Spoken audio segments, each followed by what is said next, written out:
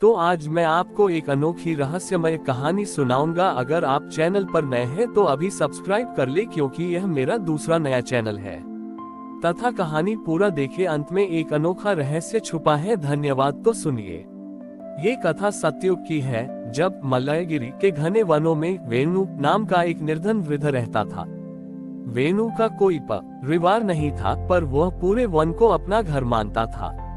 वेणु की एक अनोखी साधना थी। वह प्रतिदिन वन के गिरे हुए सूखे बांसों को इकट्ठा करता और उनमें छोटे छोटे छिद्र करके बांसुरी बनाता था। वह इन बांसुरी को बजाता नहीं था, बल्कि उन्हें महादेव के पुराने खंडहर हो चुके एक छोटे से मंदिर की दीवार पर टांग देता था।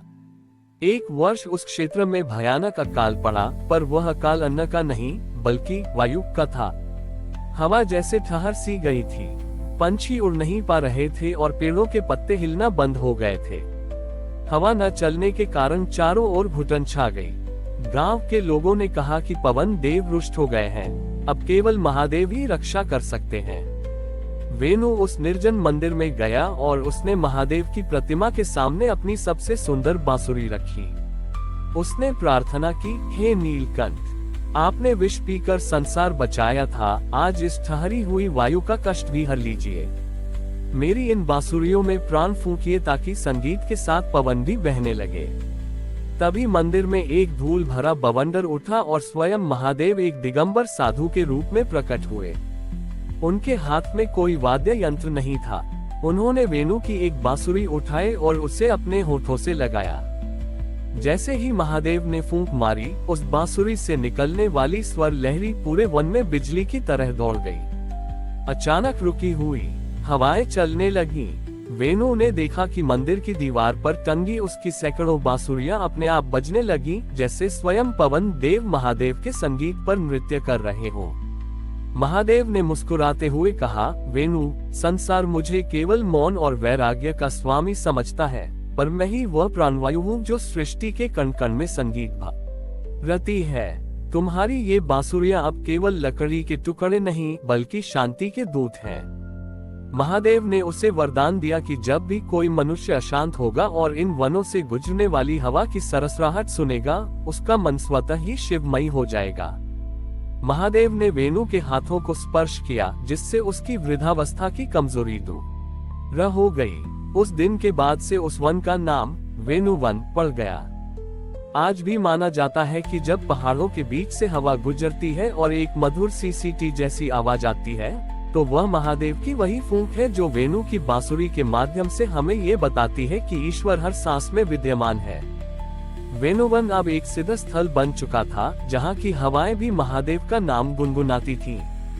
लेकिन इस संगीत की गूंज जब कलिंग देश के एक अहंकारी संगीत सम्राट तानसेन, यह उस युग के एक काल्पनिक पात्र हैं, के पास पहुंची, तो उन्हें लगा कि कोई साधारण वृद्ध उनसे बेहतर संगीत कैसे पैदा कर सकता है। वे अपने शिष्यों और भारी वाद्ययंत्रों के साथ वेणुवन पहुंचे। तानसेन ने वेणु से कहा, बूढ़े आदमी, मैंने सुना है कि यहाँ की बांसुरियां अपने आप बजती हैं। मुझे लगता है कि यह कोई जादुई छल है। आज मैं अपनी राग विद्या से इस वन की हवा को अपने वश में करूंगा। तानसेन ने अपनी वीणा उठाए और राग मेघ छेड़ा। उन्होंने पूरी शक्ति लगा दी, गला फाड़कर गाया, पर वन की हवा टस से मज नहीं हुई, बल्कि उनके संगीत के अहंकार के कारण वन में एक अजीब सा भारीपन छा गया। वेणु ने शांत भाव से कहा, महाशय, संगीत खींचने की चीज नहीं, बहने की चीज है। आप हवा को आदेश दे रहे हैं, जबकि आपको हवा बन जाना चाहिए। तभी अचानक आसमान में बिजली कड़की और वही दिगंबर साधु महादेव एक पेड़ की ओट से प्रकट हुए। उनके हाथ में वेणु की बनाई एक साधारण सी फटी हुई बांसुरी थी। साधु ने कहा, संगीत सम्राट, क्या आप इस फटी हुई बांसुरी से स्वर निकाल सकते हैं? तानसेन ने प्रयास किया, पर उससे केवल बेसुरी आवाजें निकली। साधु ने मुस्कुराकर उस बांसुरी को अपने होठों से लगाया।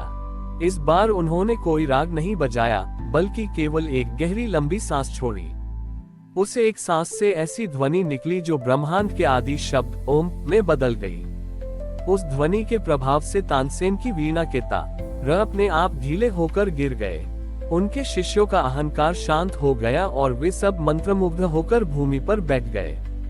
महादेव ने अपना रूप प्रकट किया और कहा, ग्रेटर देन संगीत वह नहीं जो कानों को सुनाई दे, संगीत वह है जो आत्मा को मौन कर दे। वेणु की बांसुरी इसलिए बजती है क्योंकि इसने स्वयं को खाली कर दिया है। जो जितना खाली होता है, मैं उसमें उतना ही अधिक भरता हूँ। ग्रेटर देन तानसेन का अहंकार गलकर पानी हो गया। उन्होंने अपनी स्वर्ण जड़ित वीणा वहीं छोड़ दी और वेणु से बांसुरी बनाने की कला सीखने लगे। महादेव ने जाते जाते एक अद्भुत चमत्कार किया। उन्होंने वेणुवन के हर बांस के पेड़ को यह वरदान दिया कि जब भी तेज हवा चलेगी, इन पेड़ों के छिद्रों से हर हर महादेव की स्वाभाविक ध्वनि निकलेगी। आज भी पर्वतीय क्षेत्रों में जब बांस के झुरमुटों से तेज हवा टकराती है, तो एक अलौकिक संगीत पैदा होता है।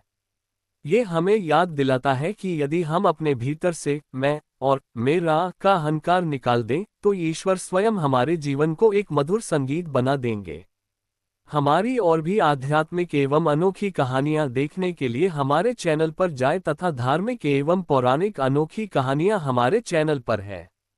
कृपया जाके देखें तथा हमारे चैनल को सब्सक्राइब करके रखें और वीडियो लाइक जरूर करें। धन्यवाद।